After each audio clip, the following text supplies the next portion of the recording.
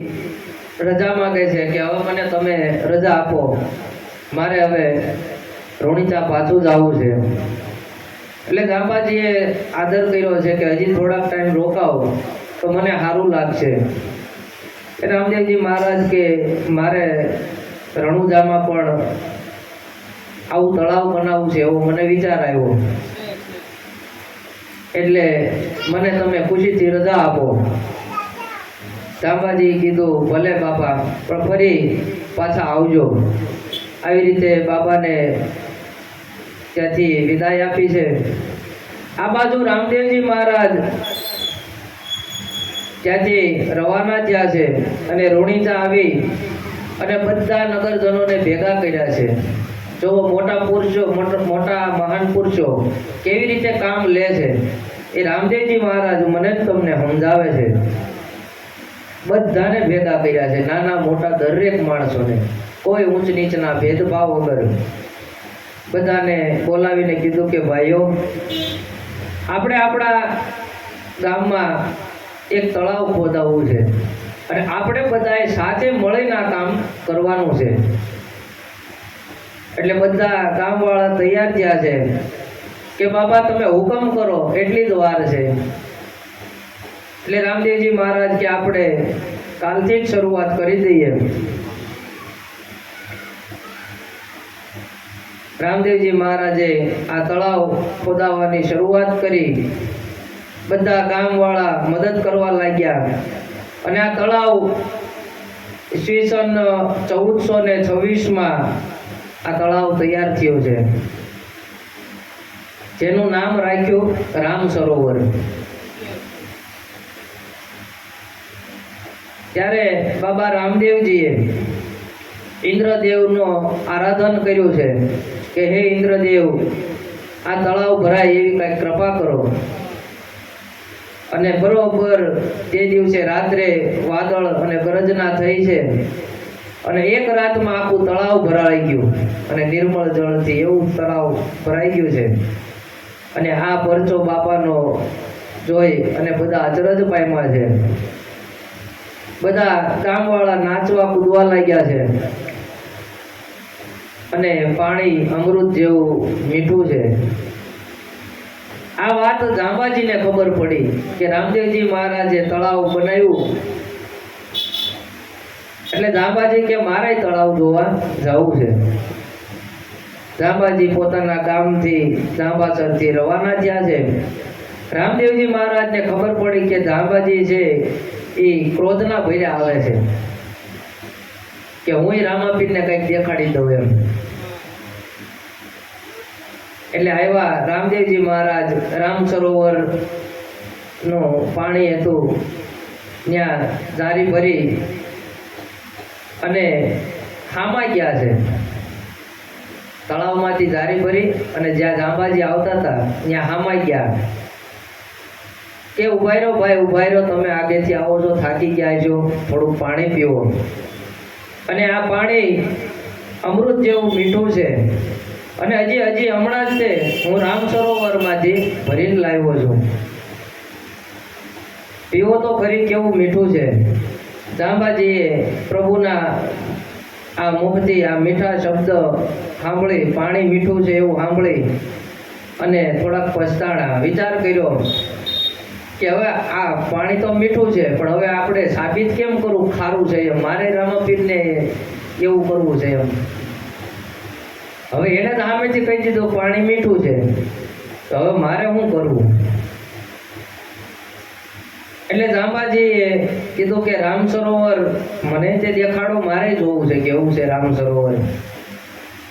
એટલે રામદેવજી મહારાજ આ તળાવ પાસે લઈ ગયા છે. જાંબાજીને કીધું જોવો, આ તળાવ નગરવાસીઓએ બનાવ્યું છે, આ મેં નથી બનાવ્યું, પણ નગરવાસીઓએ મળી અને આ તળાવ બનાવ્યું છે. કેટલું સુંદર આ તળાવ છે અને આ પાણી પણ મીઠું અમૃત જેવું છે. અને જાંબાજીના આવા વચન સાંભળી જાંબાજીએ પ્રભુના વચન સાંભળ્યા અને માંડ્યા હસવા. એટલે રામદેવજી મહારાજ પૂછે છે કે કેમ હસો છો? એટલે જાંબાજી કે તળાવ તો બહુ સારું છે, પણ આ તળાવમાં માટી બહુ છે, માટી રહી ગઈ છે આમાં, એટલે પાણી થોડુંક ગંદુ છે એવું મને લાગે છે. આવી રીતે રામદેવજી અને જાંબાજીના વચન સાંભળી અને રામદેવજીએ પણ પોતાના ભાઈની સમક્ષ થોડુંક ઝૂક્યા છે કે હશે ભાઈ, મારી ભૂલ થઈ ગઈ. આ મોટા મહાપુરુષોનો ગુણ છે. આવી રીતે રામદેવજી અને આ જાંબાજીનો સંવાદ આપણે સાંભળ્યો. હવે ધીરે ધીરે રામદેવજી મહારાજની ઉંમર વિવાહને લાયક થવા લાગી છે. આ બાજુ માતાજીને ચિંતા થાય છે, એટલે અજમલ રાજાને જઈને કહે છે કે પ્રભુ, તમને કઈ ચિંતા થાય છે કે નથી થતી? તો કે બોલો ને, શેની ચિંતા? તો કે આપણા દીકરાઓ હવે લગ્નને યોગ્ય થઈ ગયા છે, માટે તમે આપણા દીકરાઓ માટે કંઈક વિચાર કરો. એટલે અજમલ રાજા કે એ રામદેવજી મહારાજ અવતારી પુરુષ છે, થઈ જશે, તમે ચિંતા કરો માં. અને રામદેવજી મહારાજ અવતારી પુરુષ હતા, અને જ્યારે અવતાર ધારણ કરવા અહીંયા આવતા હતા ત્યારે રૂકમણીજીએ રોક્યા હતા કે ભગવાન, મને એકલી મૂકીને કેમ જાઓ છો? એટલે ભગવાને એને વચન આપ્યું હતું કે તમારે ઉમરકોટમાં જન્મ ધારણ કરવાનો છે અને તમારે ત્યાં મારી વાત જોવાની છે. આવું વચન આપ્યું હતું, અને ત્યારે હું તમારી સાથે લગ્ન કરીશ. આવું વચન હવે ટૂંક સમયમાં પૂર્ણ થવાની તૈયારી છે.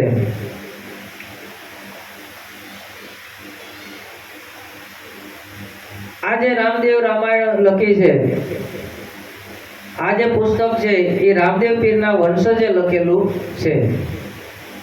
હવે અત્યાર સુધી મને તમને કાંઈ ખબર નહોતી, પણ આમાં એવું લખ્યું છે, આ પુસ્તકમાં એવું છે, કારણ કે એના વંશજ છે એટલે એને ખબર હોય, આપણને કદાચ ન પણ ખબર હોય. અને લોકવાયકા અલગ અલગ હોય, કોક આમ કહેતું હોય, કોક આમ કહેતું હોય, પણ એવું આમાં લખ્યું છે કે રામાપીરના જે વિવાહ છે એના ભાઈઓ જે છે વંશજો, એના અનુસાર જો ગણવામાં આવે તો રામદેવજી મહારાજના 3 લગ્ન થયા હતા, એવું આમાં લખ્યું છે. અને એમાં એક એમની પત્નીનું નામ છે તારાદેવી. આ તારાદેવીની સાથે એમના વિવાહ થયા અને સંતાન કાંઈ હતું નહીં, અને થોડાક સમયમાં એનો દેહવાસ થઈ ગયો છે. બીજા પત્ની હતા એ જેસલમેર જિલ્લાના કનોટ આસ્કંદ્રા પાવ જાતિના પરબતસિંહની પુત્રી ફૂલકંવરની સાથે થયા હતા. અને આ ત્રીજા લગ્ન છે ઈસવીસન 1426ની સાલમાં અમરકોટના રાજા દલજી સોઢાને ત્યાં નેત્રમદેને ત્યાં નક્કી થયા છે. હવે આપણે બીજા જે વિવાહ છે એની કાંઈ ચર્ચા નથી કરતા, પણ મૂળ આનો જે સાર છે એ લેવા માટે આપણે નેત્રમદેનો પ્રસંગ લેવાનો છે.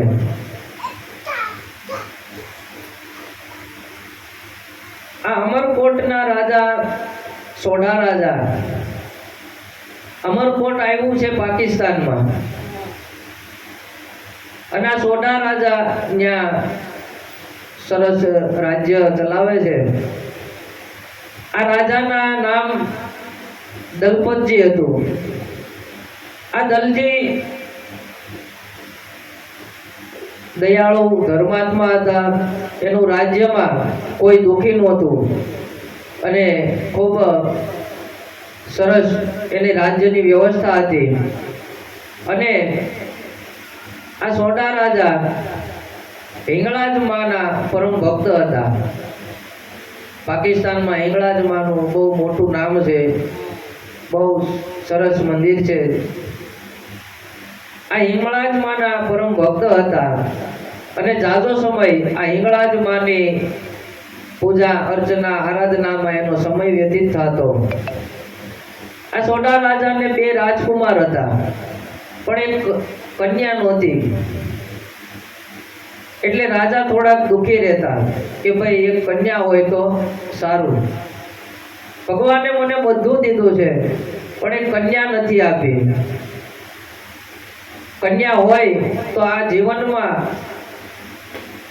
જો મોટામાં મોટું દાન હોય ને તો એ કન્યા દાન છે. જેને ઘરે દીકરી હોય એ ભાગશાળી માણસ કહેવાય કે એને કન્યાદાનનો અવસર મળ્યો છે. એટલે હિન્દુ સમાજના રીતિ રિવાજ પ્રમાણે શ્રેષ્ઠમાં શ્રેષ્ઠ જો હોય તો એ કન્યાદાન કીધું છે. ઘણા લોકોને કદાચ કન્યા કોઈના ઘરે દીકરી ન હોય તો બીજાની દીકરીને પણ કન્યાદાન આપી અને અવસર લે છે. માટે રાજા થોડાક દુઃખી હતા. હવે બંને જણા દંપતીએ વિચાર કર્યો કે આપણા ઘરે એક દીકરીની ખોટ છે. હિંગળાજ માને રોજ પ્રાર્થના કરે છે કે માં, અમારી અરજી સાંભળો, અમારા ઘરે એક દીકરીનો જન્મ થાય તો અમારા અહોભાગ્ય. હિંગળાજ માને કૃપા કરી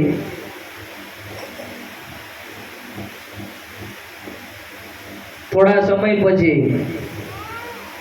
અને બંને દંપતીએ નવરાત્રિના 9 દિવસના ઉપવાસનું એને નિયમ લીધો કે અમે 9 દિવસ ઉપવાસ કરશું. હવે ઉપવાસ એટલે અત્યારે આપણે એવું સમજીએ છીએ કે સવારમાં કદાચ દૂધ થોડુંક પી લે, પછી બપોરે કંઈક ફરાળી ખીચડી બનાવી નાખે કે બટેટાની સબ્જી બનાવી નાખે, ફરાળી વેફર ખાઈ નાખે, થોડા કેળા ખાઈ નાખે. સાંજે કદાચ એકટાણું કરતા હોય, ઘણા ન પણ કરતા હોય. સાંજે પાછું આવું કંઈક ફરાળી કચોરી મગાવી નાખે, ફરાળી ઢોસા બનાવી નાખે. આ થઈ ગયો ઉપવાસ આપણો પૂરો. આપણે આને ઉપવાસ સમજીએ છીએ. પછી આપણે એમ કહીએ કે અમને ફળ મળતું નથી. પણ ફળ ક્યાંથી મળે બાબા? ઉપવાસનો અર્થ છે ઉપ એટલે નજીક અને વાસ એટલે રહેવું. ઈશ્વરની નજીક રહેવું. જ્યારે આપણે ઉપવાસ કરીએ ત્યારે 24 કલાક આપણે જ્યારથી ઉપવાસ શરૂ કર્યો હોય ત્યારથી પરમાત્માના નામનું સ્મરણ કરવું. આનું નામ ઉપવાસ છે. પણ લોકો પોતપોતાની મત પ્રમાણે કરે છે. અને અત્યારે તો બહુ બધું નીકળ્યું છે, ફરાળી આન, ફરાળી આન, ફરાળી ઓલું. હકીકતમાં ફરાળી કાંઈ આવતું જ નથી. અને જેથી રહ્યા હોય તેથી તો અમુક ડબલ ખાય છે. તો ઉપવાસ શેનો? ફરાળનો ખરો શબ્દ છે ફળ આહાર. તમે જ્યારે કોઈ વાર રહ્યા હોય ત્યારે ફળ આહાર કરવો, આવો ઋષિ મુનિઓએ કીધું છે. કારણ કે તમે આખો દિવસ ભૂખ્યા રહ્યો એટલે શરીરમાં થોડીક નબળાઈ જેવું લાગે, શરીરમાં થોડુંક અણશક્તિ જેવું લાગે. એટલે ફળ ખાવાની ઋષિ મુનિઓએ હા પાડી છે. તમે થોડુંક દૂધ પી લો અને બહુ ભૂખ લાગે એવું લાગે અણશક્તિ જેવું તો થોડુંક એકાદું ફરાળ ફળ ફ્રૂટ ખાઈ લો. અને એ ફળ ફ્રૂટ ખાવાથી આપણું મન છે એ પરમાત્માના નામમાં લાગ્યું રહે. આપણા ઘરે કાંઈ હોમ હવન હોય, લગ્ન હોય તો ત્યારે તે વર કન્યાને ઉપવાસ રાખવાનું કહે છે. હવનમાંય તે ઉપવાસ રાખવાનું કહે છે. આનું કારણ કે આપણા દેહની શુદ્ધિ થઈ જાય. મહિનામાં 2 ઉપવાસ જરૂર કરવા. 11 2 એટલે આપી છે આપણને. એનો બીજો કોઈ અર્થ નથી. પણ આપણે જો 30 દિવસ નકરું ખા કરીએ તો આ પેટને શાંતિ ન મળે, એને આરામ ન મળે.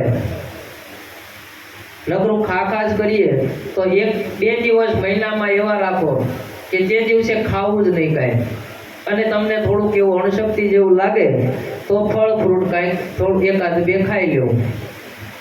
અને જેટલો તમે ઉપવાસ કરશો એટલું તમારું શરીર, તમારી તંદુરસ્તી જળવા છે. ઉપવાસ કરવાનો આ સાચો અર્થ છે કે આપણી શરીરને તંદુરસ્તી માટે ઉપવાસ કરવાનો છે. કોઈ દેવી દેવતા પ્રસન્ન થઈ જાય ને આપણું સારું થઈ જાય એવું નથી. પણ ઉપવાસ કરવાથી આપણા શરીરની શુદ્ધિ થાય. શરીરની શુદ્ધિ થાય એટલે મન આપણું શુદ્ધ થાય. મન શુદ્ધ થાય એટલે આપણા વિચારો શુદ્ધ થાય. વિચારો શુદ્ધ થાય એટલે આપણા જીવનમાં આનંદ થાય. અને આપણને જે ન સૂઝતું હોય એ સૂઝવા મળે, એનો રસ્તો મળે. એટલે ઉપવાસ આ માટે કરવાનો છે. માટે કોઈ ઉપવાસ કરો તો થોડુંક દૂધ પી લેવું સવારમાં, અને એવું લાગે તો ફળ ફ્રૂટ ખાઈ શકાય. પણ ફરાળી કચોરી, ફરાળું એ તો હમુનું તેલ વાળું એવું તમે ખાઓ એ તો હમુનું નડે. માટે ઉપવાસ હું મારા પરમાત્મા માટે રહું છું. મારે મારા શરીરને શુદ્ધ કરવું છે, એટલા માટે ઉપવાસ રાખવાનો. અને બને તો મહિનામાં 2 વાર જરૂર કરશો તો તમે બીમાર ઓછા પડશો. અત્યારે બીમારી વધવાનું કારણ જ આ છે. એટલે બંને દંપતીઓએ 9 દિવસ ઉપવાસ રાખ્યો છે. આ 9 દિવસ માતાજીની ભક્તિ કરી, માતાજીના અટૂટ શ્રદ્ધા રાખી અને જપ કર્યા છે માતાજીના. માતાજીએ રાણીને સ્વપ્નમાં દર્શન દીધા છે કે બેટા મુંજામાં, હું તારા ઘરે સરસ મજાની કન્યાનો અવતાર થાય એવું વરદાન આપું છું. અને એનું નામ નેતલદે પાડજે.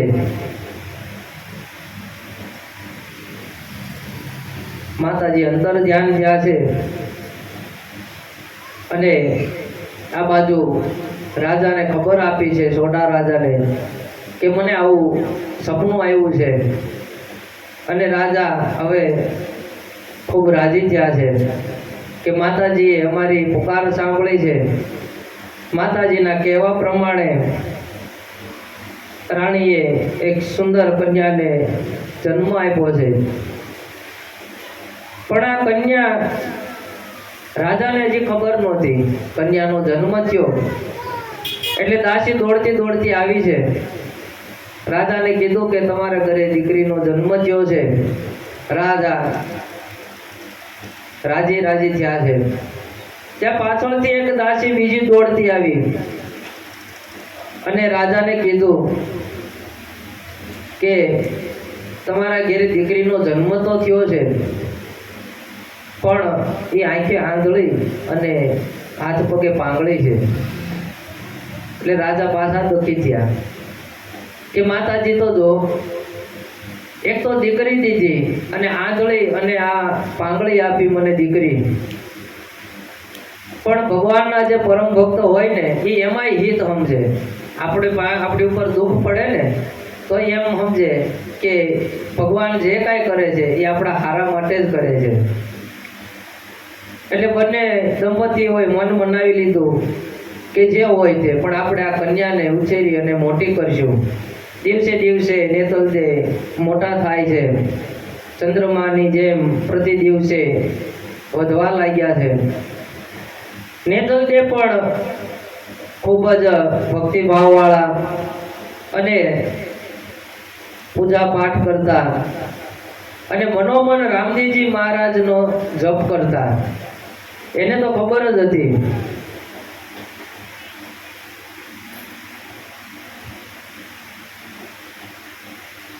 હવે આ બાજુ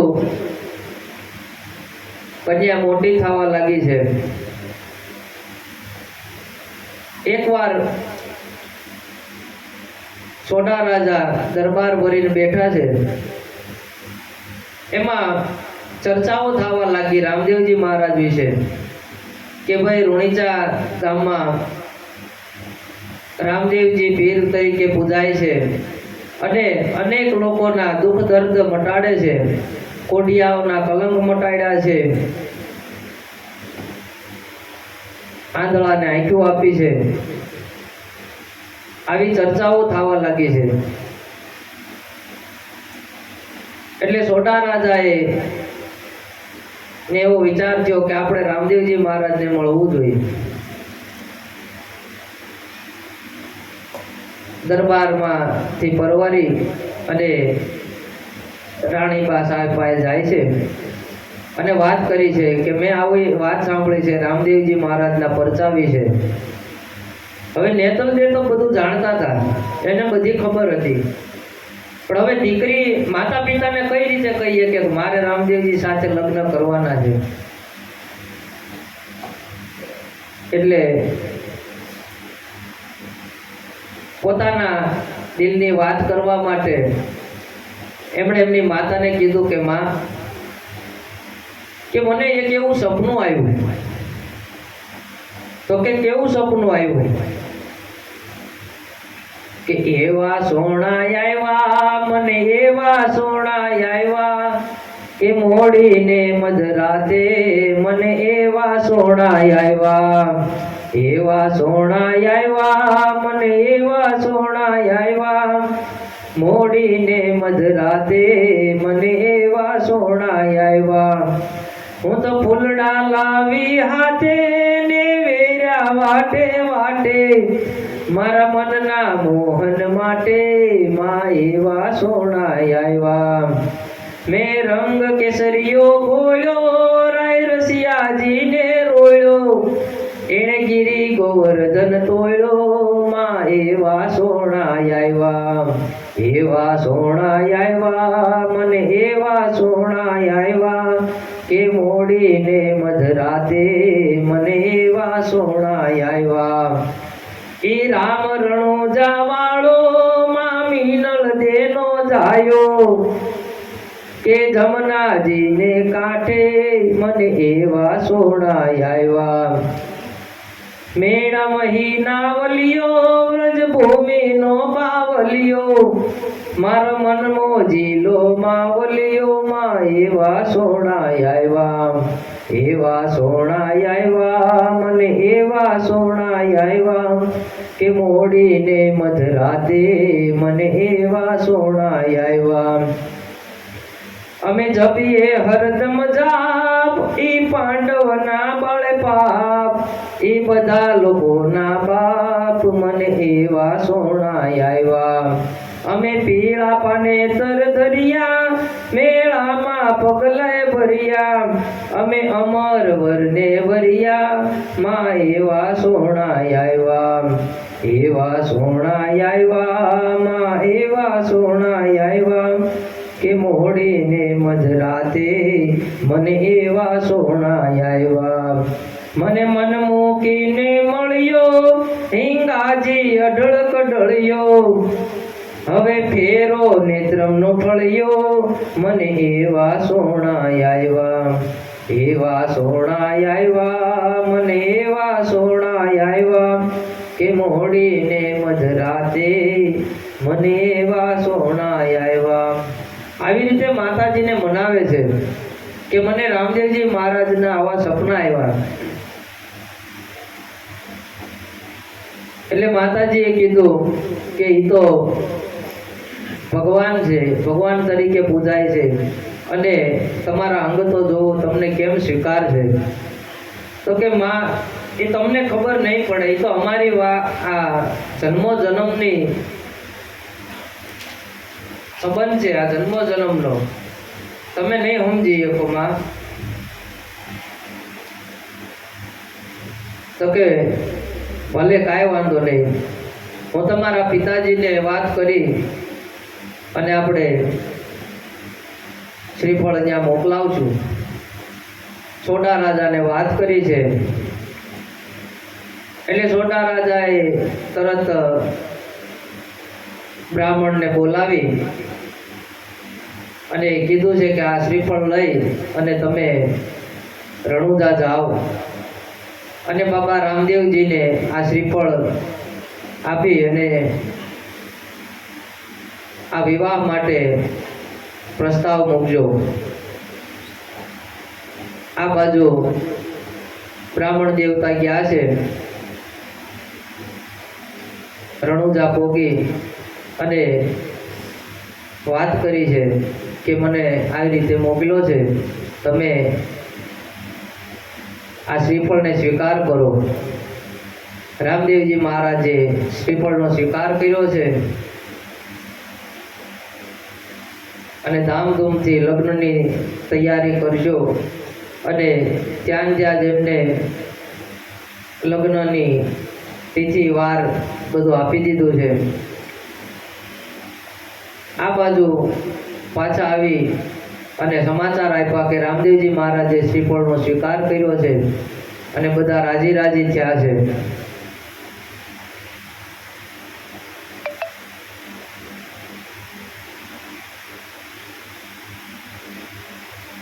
હવે રામદેવજી મહારાજની લગ્નની તૈયારી થવા લાગી છે. એટલે લગ્નની તૈયારી તો ધામધૂમથી થાય છે, પણ માતા મિનળજે થોડાક ઉદાસ દેખાય છે. માતાજીનું મોઢ ઉપર સેજે આમ સ્મિત દેખાતું નથી. એટલે રામદેવજી મહારાજ પૂછે છે કે માં, આવો સરસ અવસર છે અને તમે કેમ આમ ઉદાસ જેવા મને દેખાવ છો? તો કે રામદેવ,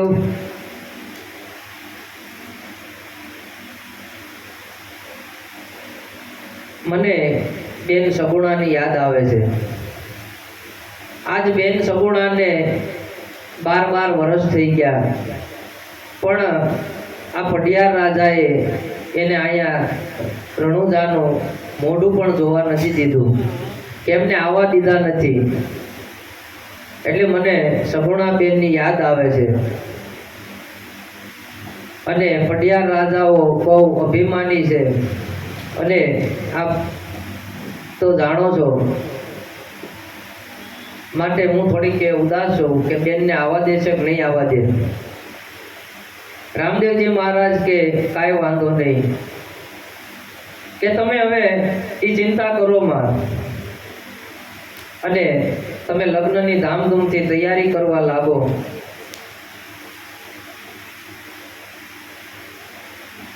એટલે રામદેવજી મહારાજને કહે છે કે તો તમે કંકોત્રી બેન માટે લખી નાખો. હવે રામદેવજી મહારાજની કંકોત્રીઓ લખાવા લાગી છે અને ક્યાં ક્યાં મોકલવી એની તૈયારીઓ થવા લાગી છે. કે કંકુ છાટીને કંકોત્રી મોકલો. હવે પેલી કંકોત્રી ક્યાં મોકલે છે? કે પેલી કંકોત્રી રામદેવજી મહારાજના વંશના જે એના કુળના જે કુળદેવી છે ત્યાં કંકોત્રી પેલી જાય છે. કે મોકલો મોકલો સરુડ રૂડા ગામ, ચિલાય માતાને મોકલો. આ તુંવર રાજના જે કુળદેવી છે એ ચિલાય માતા છે. આમ યોગ માયા પણ કે છે, 2-3 નામ છે, પણ સરુડ ગામ એવું ત્યાં ધામ છે એ બાજુ, અને ત્યાં ચિલાય માતાનું મંદિર છે, હજી હાલમાં છે ત્યાં મંદિર. કે અમાર ઘેરે રામા પીરના લગન વરદુમાં વેલા આવજો, આવજો આવજો રણુજા રૂડા ધામ, વેલેરા પધારજો. કંકો છાટી કંકોતરી મોકલો. કે મોકલો મોકલો ધોળકારુડા ધામ, ગણપતિ દાદાને નોતર્યા.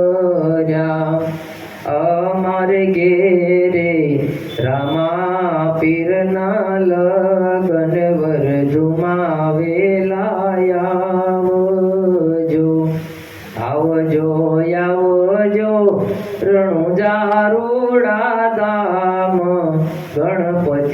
દાદા પધારજો. આવી રીતે બધે કંકોત્રીઓ વેચાવા લાગી છે અને પછી બધા સગા સંબંધીઓને કંકોત્રી મોકલવામાં આવી છે. દરેક શુભ કાર્યમાં ગણપતિ મહારાજને પહેલા પ્રથમ એની પૂજા થાય છે. તો આવું શું કામ આપણે ગણપતિ મહારાજની પહેલા પૂજા થાય છે? કે ગણપતિ મહારાજ છે એ વિવેકનું પ્રતીક છે. આપણા ઘરે કાંઈ શુભ પ્રસંગ હોય તો આપણામાં પહેલા વિવેક જાગવો જોવે. આપણા ઘરે પ્રસંગ છે માટે કોઈ એવો ઘણા રિહાઈ ત્યાંમાં ભાઈ અમને નહોતું, તમને ખબર ને અમારા ફલાણા ઓલાના હગામાં આમ કર્યું હતું ને અમારે નથી આવવું, પછી ત્યારે વિવેક આપણો રહે નહીં. એટલે ગણપતિને પહેલા નોતરવામાં આવે છે કે તમારી ભીતર વિવેક જાગૃત થાય. ગણપતિ મહારાજ જેવી આપણે ફોટામાં જોઈએ છીએ, જેવી મૂર્તિઓ જોઈ એવા નથી, પણ એના ગુણને લઈ અને એના ગુણને જોઈ અને આ મૂર્તિ બનાવવામાં આવી છે. કે ગણપતિ મહારાજની આંખો ઝીણી છે કે મારા તમારા જીવનમાં મારી તમારી દ્રષ્ટિ સૂક્ષ્મ હોવી જોઈએ. સૂક્ષ્મ દ્રષ્ટિ એટલે આપણને આગળને ખ્યાલ આવવી જોઈએ કે આનું પરિણામ શું આવશે. આવી સૂક્ષ્મ દ્રષ્ટિથી કામ લેવું જોઈએ. ગણપતિ આપણે ભીતર જ બેઠા છે, ગણપતિ ક્યાંય બહાર ગોતવા નથી જવાના.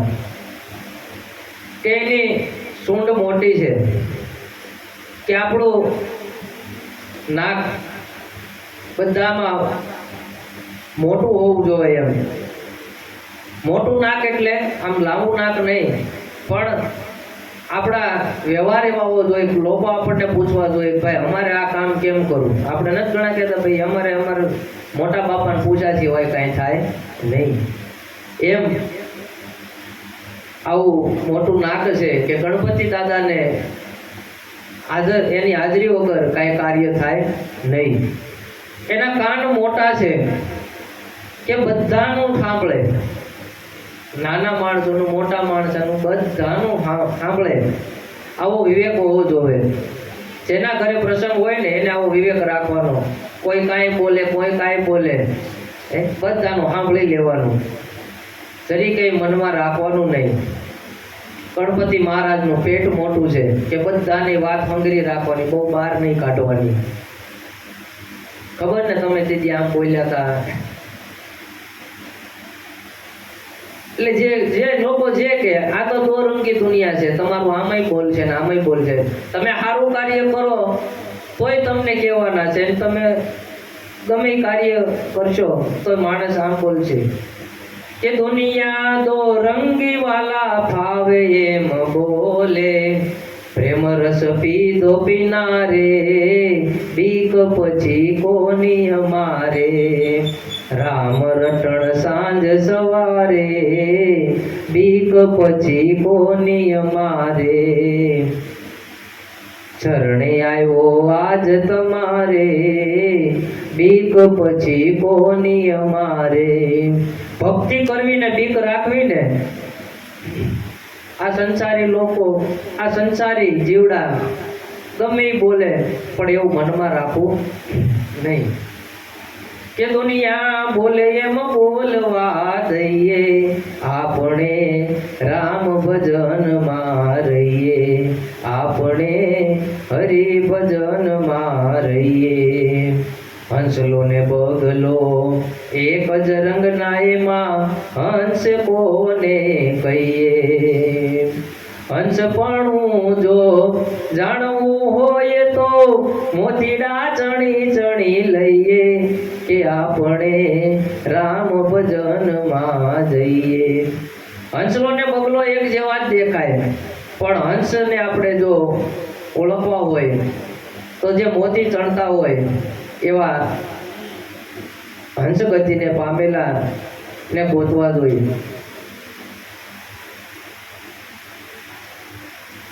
અને તમે સારું કાર્ય કરો એટલે આવું રહેવાનું જ. બે બાપ દીકરો એક ઘોડો લઈને જતા હતા અને ઘોડા ઉપર બે બાપ દીકરો બેઠા. એટલે આગળ એક ગામ આવ્યું. એટલે ગામમાંથી બે જણા આમાં હાલ્યા આવતા હતા અને બોલતા ગયા કે બે બાપ દીકરો કેવા નિર્દય છે, બે ઘોડા ઉપર ચડીને બેઠા છે, કાંઈક દયા જેવો છાંટોય નથી. એટલે બાપાને થોડીક શરમ લાગી. બાપા કે હું ઉતરી જાઉં, અને બાપનું હૃદય તો કોમળ હોય દીકરા માટે. એટલે કે બટા તું ઘોડા ઉપર બેઠ અને હું હાલ્યો આવું છું. આગળ ગયા એટલે બીજું કામ આવ્યું. વળી પાછા કોક બે એવા મળ્યા એ કે જો તો બાપ ગઢો હાલ્યો આવે છે, છોકરો એ કે જુવાન જો ઘોડા ઉપર બેઠો છે, શરમ જેવું કાંઈ છાંટોય નથી. એટલે દીકરો કે બાપા એક કામ કરો, તમે ઉંમર લાયક છો, મારે જ સમજવું જોવે. હું એ કે હાલકો આવું છું અને તમે ઘોડા ઉપર બેસી જાઓ. તો કે ના ના આપણે એમ નથી કરવું, આપણે બે હાલ્યા આવીએ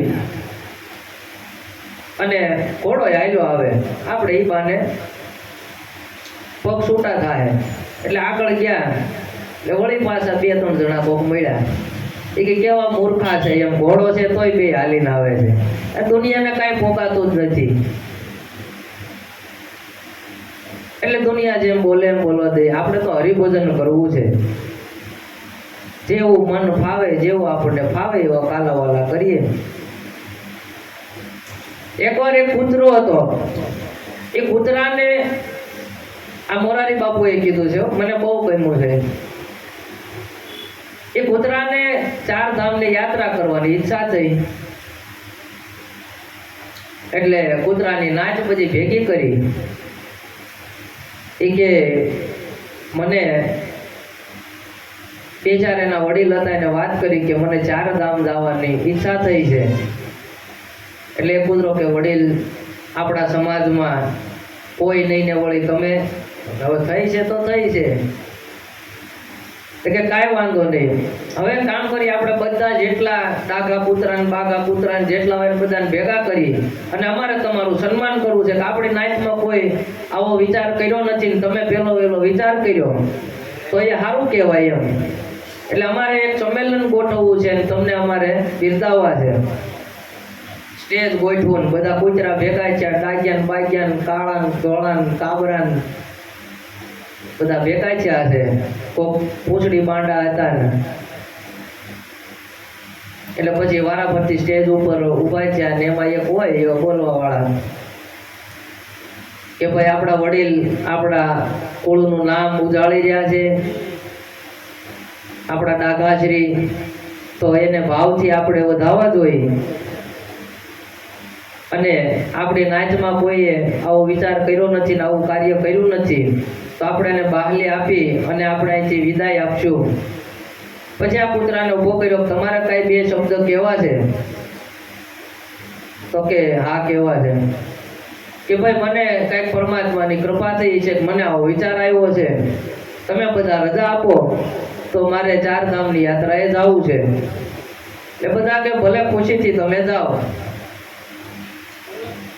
હવે તમે જાઓ ભલે, પણ તમે અમને એવું કહો કે તમે પાછા ક્યારે આવશો. કેમ કે પહેલો વહેલો બનાવ બન્યો અને પહેલા એવો રિવાજ હતો ગામમાં કે કોઈ 4 ધામની યાત્રા કોઈ કરીને આવતું હોય તો ગામમાં હામૈયા થાય, ગામમાં એને ખૂબ ભાવથી એની આગતા સ્વાગતા કરે. એટલે કે માનો ને કે અહીંથી 15 દિવસ મારે ત્યાં પોગતા થાય અને 7-8 દિવસ હું ત્યાં ભગવાનના સાનિધ્યમાં રહીશ, કાશી વિશ્વનાથના દર્શન કરીશ અને લગભગ આવતા જતા મારે લગભગ 1 મહિના જેવું ગણો, 7-8 દિવસ કદાચ આવતા થાય. એટલે કે 1 મહિનાની ગણતરી તમારે રાખવાની છે કે ભલે તમે તારે ખુશીથી જાઓ. બધા ગામવાળાએ વાજતે ગાજતે એમને વિદાય આપી છે. હવે બન્યું કેવું કે 1 મહિનાનું કીધું હતું એટલે ગામવાળા તો પછી કૂતરા બધા એના કામમાં લાગી ગયા હતા. એ તો મહિના એને એમ હતું મહિનો થાય ત્યારે આપણે પાછા ભેગા થવું. હવે આ 15 દિવસે પાછો હોય આવ્યો. ને વળી પાછા બધા ભેગા થયા કે વડીલ તમે અમારી આશા ઉપર બધું પાણી ફેરવી નાખ્યું, અમારે તમારા હામૈયા કરવા હતા, શેરી વળાવી સજ કરું ને ઘેરે આવ્યા ને અમે આવા તો કેટલાય અમે ગીત અમે ગોતી રાખ્યા હતા. તો કે તમે મારી વાત તો સાંભળો, પણ તમે કે અમારી આશા ઉપર પાણી ફેરવી નાખ્યું એનું હું, તમે ગયા કે નથી ગયા, તમે મહિનાનું કીધું હતું પણ આ 15 દીમાં તમે પાછા કેમ વહી આવ્યા? તો કે તમે સાંભળો, તમે ગયા છો કે નથી ગયા? તો કે હું ગયો છે, દર્શન કર્યો અને ખૂબ હર્યો ફર્યો ત્યાં. તો કે 15 દિવસમાં તમે કઈ રીતે પાછા આવ્યા? એટલે કે હું અહીંથી ગામ બીજું આવ્યું એટલે ત્યાં જે બીજા આપણી નાયતના હતા ને કૂતરા એ મારી વાહે દોડ્યા, એટલે મારી ગતિ છે ને ડબલ થઈ ગઈ. આગળ ગામ આવ્યું એટલે ન્યાય આપણી નાયતના મારી વાહે થયા, ભડકાયા થયા, એટલે મારી ગતિ 4 ગણી થઈ ગઈ. અને હું જે 15 દિવસમાં પોગવાનો હતો એ 5 દીમાં અહીંયા પોગી ગયો. એટલે ભજન ભક્તિ આવું છે કે તમારી ગતિ વધારનારા છે ને તમારા જ હોય, તમારા કામ ના હોય. તમારી નિંદા કરે, તમારા વિશે હેલફેલ બોલે કે ભાઈ ભાઈઓ ભગતનો દીકરો થઈ ગયો છે ને એમ આપણું ભજન વધે. જેમ તમારી નિંદા થાય, જેમ તમારી વાતો થાય એમ તમારી ગતિ વધે. આ મોરારી બાપુ મને બહુ ગમે આ બધું એ જે, અને એ બહુ જૂની કથા છે. એટલે આ બાજુ રામદેવજી મહારાજે કંકોત્રી લખી અને રત્ના રાયકાને બોલાવ્યો છે કે ભાઈ આ કંકોત્રી લઈ અને તું જા અને પટિયાર રાજાને કહેજે કે અમારા બેનને ખુશીથી આ લગ્નમાં આવવા દે, અને બનેવીને પણ કહેજે કે તમે રાજી ખુશીથી આ લગ્નમાં આવો. રત્નો રાયકો જાય છે ખાંડણી લઈ. હવે દિવસો બહુ ટૂંકા છે. આ બાજુ સાંજ પડી ગઈ છે. રત્નો એક ઝાડ નીચે આરામ કરવા બેઠો છે અને વિચાર કર્યો કે હજી તો બહુ દૂર છે, હું કેમ પહોંચીશ. આવો વિચાર કરીને ત્યાં એને નિંદ્રા આવી ગઈ.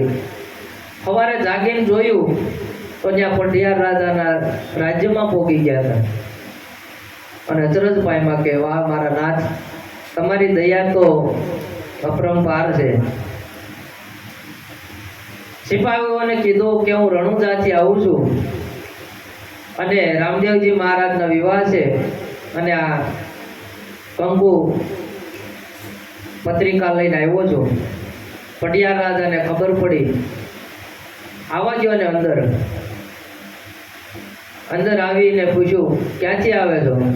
તો કે રણુજાથી આવું છું અને રામદેવજી મહારાજના લગ્ન છે અને આપ સૌને ખુશીથી પધારવા આમંત્રણ આપું છું અને આ પત્રિકા તમે સ્વીકાર કરો. એટલે પટિયાર રાજા કે તમને ખબર તો છે ને કે 12 વર્ષથી અમે સગુણા બેનને ત્યાં આવવા નથી દીધા, એનું કારણ તમને ખબર છે? તો કે જેવું હોય પણ મને મારા ભગવાનનો આદેશ છે. તારો ભગવાન છે પણ અમારો ભગવાન નથી. ભગવાન તારી પાસે રાખજે. તો કે તમને આવું હું ખોટું લાગી ગયું કે તમે આવી રીતે બેન સગુણાને નથી આવવા દેતા? તો કે તારો રણુજા વાળો તારા અજમલ રાજા એ બધા તંબુરિયા છે, ભજન કીર્તન ક્ષત્રિયોને આ બધું શોભે કે તંબુરા જે વગાડે છે આવું બધું ક્ષત્રિયોને ન શોભે, અને અમને આવી ખબર હોત ને તો અમે ત્યાં વિવાહ જ ન કરે. આ વાતની પટિયાર રાજાને ખબર નહોતી. જ્યારે સગુણાબેનના લગ્ન થયા ત્યારે આખ્યાનકારો એમ કહે છે કે અજમલ રાજા વાંજ્યા હતા ને પટિયાર રાજાએ પણ હકીકત મને એવી લાગતી નથી. કારણ કે તમે વ્યવહાર થાય તો બધા પહેલા પૂછે જ કરીને ભાઈ તમારા ઘરે દીકરા કેટલા છે, દીકરી કેટલા છે. કાંઈ એમનામ તો વ્યવહાર થાય નહીં. એટલે પટિયાર રાજાને આ નહોતું ગમતું. એ કે તારો રાજા કે ઊંચ નીચના ભેદભાવને નથી રાખતો, બધાને એ કે ફલાણાને કરવા દે ને ઓલાને કરવા દે ને ઓઢિયાને બોઢિયાને બધાની સેવાયું કરો, આ તમારો ક્ષત્રિયનો ધર્મ છે, આવું બધું કહે છે. ભાઈલો તારો ભગવાનને આમ ને તેમ ને ઘણા શબ્દો કીધા. રત્ના રાયકાથી સહન ન થયું કે પટિયાર રાજા જરાક મોસમ વાળીને વાત કરજો, મને તમારે જે કાંઈ કહેવું હોય કહેજો, પણ મારા રામ વિશે એક શબ્દ બોલતા નહીં, મારાથી સહન નહીં થાય. એટલે પટિયાર રાજા કે તારામાં આટલો બધો પાવર છે, સિપાહીઓને બોલાવી અને જેલમાં પૂરી દીધા છે કે લે મારે તારા તંબુરિયાના ખેલ જોવા છે. બહુ તું ભગવાન ભગવાન કરે છે ને, મારે જોવું છે. આ બાજુ સાંજ પડતા રત્નાએ રામદેવજી મહારાજનો પોકાર કર્યો છે. કેવા ધૂપને રે ધૂમાડે વેલા આવજો, એવા આરતી રે ટાણે વેલે રાય આવજો. આવજો આવજો યજમલ ના કુંવર રે રણુજાના રાજા, ધૂપને ધૂમાડે વેલા આવજો. રામદેવજી મહારાજ ને ખબર પડી, તરત જ તૈયાર થયા છે. અને જેવા રામદેવજી મહારાજ આવે છે અને આ પિંગલગઢમાં માંડ્યા છે તોપ ગોળાના અવાજ થવા, ક્યાંક ધડાકા થતા હોય, અને આ રાજાના કાન ફાટી ગયા છે સાંભળી કે આ બધું શું થઈ ગયું છે, કાંઈ સમજાતું નથી. બધા આમથી આમ ભાગે છે. અને સગુણાબેનના સાસુ સમજી ગયા કે નક્કી આ રામદેવજી મહારાજનું પરચો છે. એટલે બેન સગુણાને કીધું છે કે તારા ભાઈએ આ કંઈક કર્યું હોય એવું મને લાગે છે. આ બાજુ બેન સગુણા રામદેવજી મહારાજને મનોમન પ્રાર્થના કરે છે કે ભાઈ, કે તમે અહીંયા આવ્યા હોય એવું મને લાગે છે. અમારા રાજમહેલમાં આવા તોપ ગોળાના અવાજ સંભળાઈ રહ્યા છે, માટે કંઈક દયા કરો. અને ધીરે ધીરે અવાજ શમી ગયો છે. આ બાજુ પટિયાર રાજાને ભાન થઈ છે. બગીચામાં જઈને જોયું તો રામદેવજી મહારાજ બેઠા છે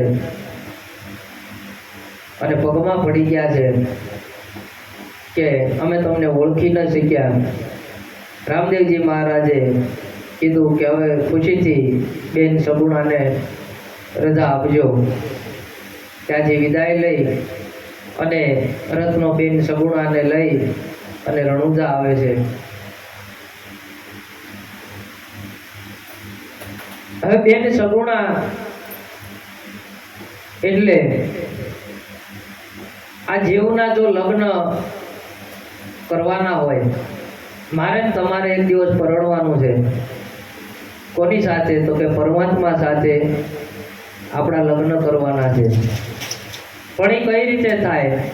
સગુણા એટલે સૂક્ષ્મણા. જ્યારે મારે તમારી ધારા સૂક્ષ્મણાની લાગી જાય તો જ્યાં પ્રભુ સાથે આપણું મિલન થાય એવું છે. આ સૂક્ષ્મણાની ધારામાં ભગવાન રામદેવજી મહારાજનું મિલન થાય. નેતલ દેહની આપણે વાત કરી કે એ આંખે આંધળા છે, પગે પાંગળા છે, તો આવું રામદેવજી મહારાજે કામ બનાવ્યું કે મને તમને કહેવા માંગે છે રામદેવજી મહારાજ, નેત્રમ જેનો અર્થ થાય છે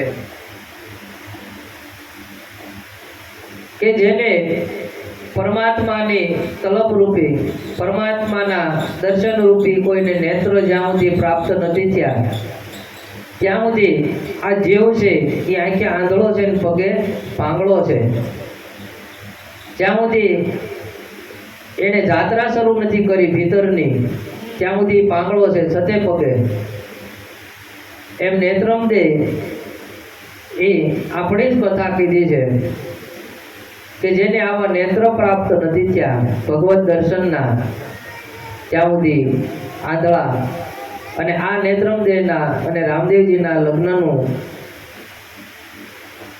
સરસ મજાનું વર્ણન છે. આ બાજુ વાજતે ગાજતે રામદેવજી મહારાજની જાન તૈયાર થઈ છે અને સોડા રાજાને ત્યાં ધામધૂમથી વિવાહ થયા છે. વિવાહ માં છેલ્લો ફેરો ફરતા બેન સગુણાનો અવાજ આવ્યો છે. બેન સગુણાનો જે ભાણેજ હતો એ બીમાર હતો એટલે એ આવ્યા નહોતા જાનમાં હારે, એટલે ઘરે જ ઘરે રહ્યા હતા. એટલે રામદેવજી મહારાજ ના વિવાહ ચાલુ વિવાહે એમને એવો ભાસ થયો કે બેન સગુણા કાંઈક દુઃખી છે. આ બાજુ સોડા રાજાને વાત કરી છે કે જલ્દીથી જલ્દી આ વિવાહ પૂર્ણ કરો અને અમારે તરત નીકળવું છે. આ બાજુ રણુજામાં પધારે છે જાન અને બેન સગુણા ઉદાસ ચહેરે આવ્યા છે કે ભાઈ મારે આરતી નથી ઉતારવી, તમે ઉતારી નાખો. તો કે ના બેન તમારે કેમ આરતી નથી ઉતારવી? પણ બેન સગુણા કાંઈ બોલી શકતા નથી, કારણ કે ભાણેજને ઘણી લોક વાયકા છે કે એને સર્પદંશ થયો કે એને બીમાર થવાથી એનો દેહ ત્યાગ થયો છે. પણ ભાણેજ મૃત્યુ પામ્યો છે. એટલે રામદેવજી મહારાજ તો અંતર્યામી સમજી ગયા હતા કે બેન જે હોય તે મને સાચું કહો. એટલે કે ભાઈ આવું બનાવ બન્યો છે. તો કે ના બેન તમારી ભૂલ થાય છે. ભાણેજ તો દાઢ નિદ્રામાં સૂતા છે.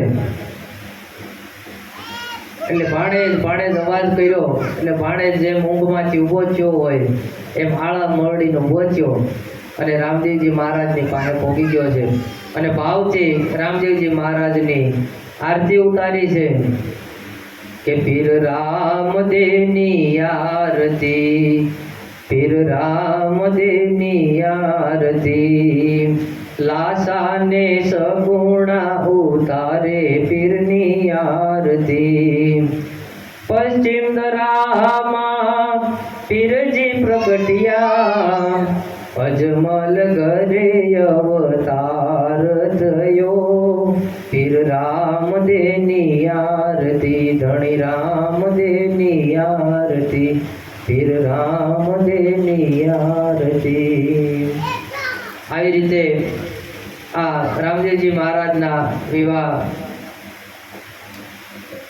નું જે લીલા હતી એ આજે આપણે અહીંયા પૂર્ણ વિરામ તો નહીં પણ એને વિશ્રામ આપશું આજની કથાને.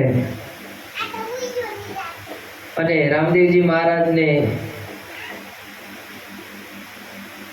હવે સમાધિનો પણ સમય થવા લાગ્યો છે, એટલે એ કથા આપણે કાલ તો શનિવાર છે અને સોમવારે આપણે એ કથા લેશું. અને એમાં જે રામદેવજી મહારાજ 24 પ્રમાણ મને તમને જે કીધા છે એની વિશે આપણે ચર્ચા કરશું. હરેક કથામાં હરેક સત્સંગમાં એમાં શું આવ્યું એ કાંઈ મહત્વનું નથી, કારણ કે આપણે ઘણા વર્ષો થઈ ગયા. કોઈ આમ કહેતું હોય, કોઈ આમ વાત કરતું હોય, લોકવાયકા પ્રમાણે અલગ અલગ વાત થતી હોય, પણ મૂળ એમાં સારને પકડી લેવો એવું સંતો કહે છે કે તમે દહીંને વલોવો એટલે એમાંથી માખણ હોય ને એ લઈ લેવાય, પછી એમાં જોવા ન રહેવાય, બીજું કાંઈ માખણ તારવી લેવાય. એમ કથામાં હું આવ્યું તો હું હતું એ નહીં, પણ જે મૂળ આમાં સાર જે પડ્યો છે એ સાર આપણે આમાં લઈ લેવાનો છે. માટે આજની આ રામદેવ પીરની દિવ્ય લીલાને અહીંયા વિરમ તરફ લઈ જઈ અને રામદેવજીનો જય જયકાર કરી આજે આપણે ભાવથી વધાવીએ. બોલીએ શ્રી રામદેવજી મહારાજ કી જય, સદગુરુ દેવ કી જય, શ્રી રામચંદ્ર ભગવાન કી જય, કૃષ્ણ કનૈયા લાલ કી જય, સિદ્ધ રામદેવજી મહારાજ કી જય, બજરંગદાસ બાપાની જય, પંચમુખી હનુમાન